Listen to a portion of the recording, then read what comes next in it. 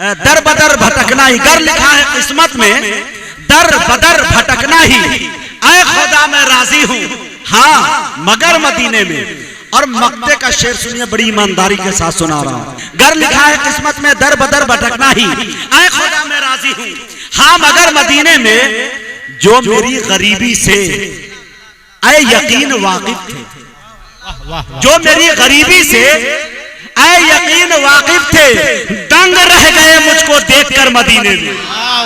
जो मेरी गरीबी से, कसम खुदा की कह रहा हूं कि मैं अगर मैं बिहार की गद्दी नीतीश कुमार जहां बैठे हुए हैं, अगर मैं होता मुख्यमंत्री तो इस शायर को एक कुर्सी में कम से कम पूरी जिंदगी के लिए सौंप देता।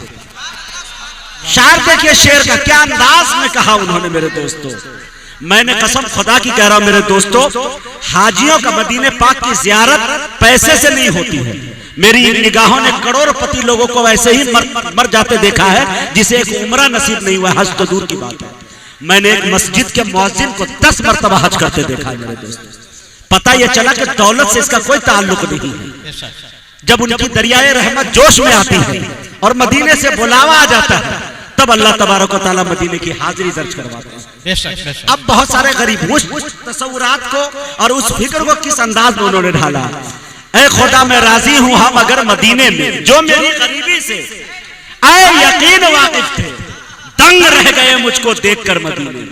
आइए मेरे दोस्तों, ये तमाम तर जो गुफ्तगू थी और ये हाई पावर का जो इंजेक्शन था, वो सिर्फ इसलिए लगा रहा था ताकि शायर मूड में आए और अच्छे कलाम को आप तक ट्रांसफर कर सके।